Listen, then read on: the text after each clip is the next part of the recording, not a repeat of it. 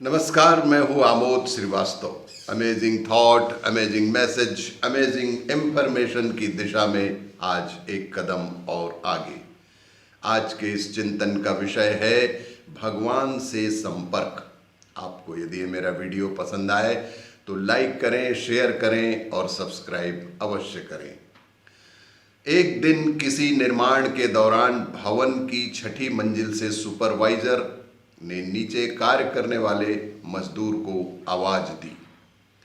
निर्माण कार्य की तेज आवाज के कारण, उक्त निर्माण कार्य में हो रहे तेज आवाज के कारण नीचे काम करने वाला मजदूर कुछ समझ नहीं सका। निर्माण कार्य में तेज आवाजों के कारण नीचे काम करने वाला मजदूर कुछ समझ नहीं सका कि उसका सुपरवाइजर उसे आवाज दे रहा है। फिर सुपरवाइजर ने उसका ध्यान आकर्षित करने के लिए एक 10 रुपए का नोट नीचे फेंका, जो ठीक मजदूर के सामने जाकर गिरा। सुपरवाइजर ने एक 10 रुपए का नोट ठीक मजदूर के सामने फेंका। मजदूर ने नोट उठाया और अपनी जेब में रख लिया। मजदूर ने नोट उठाया और अपनी जेब में रख लिया और फिर अपने काम में लग गया, इधर उधर देखने के बाद। अब उसका ध्यान खींचने के लिए उक्त सुपरवाइजर ने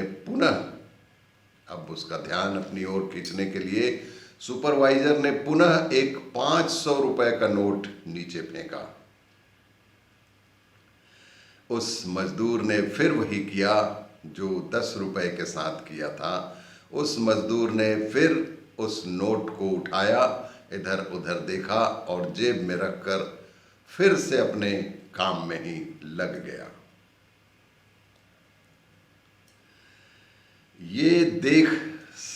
ये सब देखकर सुपरवाइजर ने एक छोटा सा पत्थर उठाया। अब यह सब देख सुपरवाइजर ने एक छोटा सा पत्थर का टुकड़ा उठा लिया और मजदूर के ऊपर फेंका, जो सीधा मजदूर के सिर पर लगा। अब मजदूर ने ऊपर देखा और उसकी सुपरवाइजर से बात चालू हो गई। ये वैसे ही है जो हमारी जिंदगी में होता है। यह सब वैसा ही है जो हमारी जिंदगी में भी नित्य प्रति होता ही रहता है।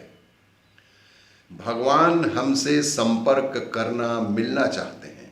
भगवान हमसे संपर्क करना चाहते हैं, हमसे मिलना चाहते हैं, लेकिन हम दुनियादारी के कामों में व्यस्त रहते हैं, अतः भगवान को याद नहीं करते। हम सब के सब इस दुनियादारी में, अपने घर परिवार में इतने मस्त रहते हैं कि हम भगवान को याद ही नहीं करते हैं।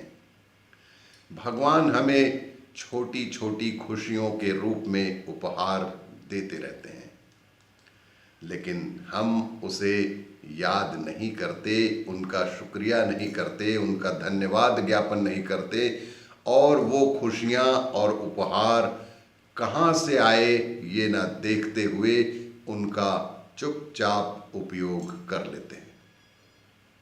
कभी भी हमने यह नहीं सोचा कि यह सुख, यह शांति, यह उपहार के रूप में कहाँ से आया, और उनका उपयोग कर लेते हैं और भगवान को याद भी नहीं करते।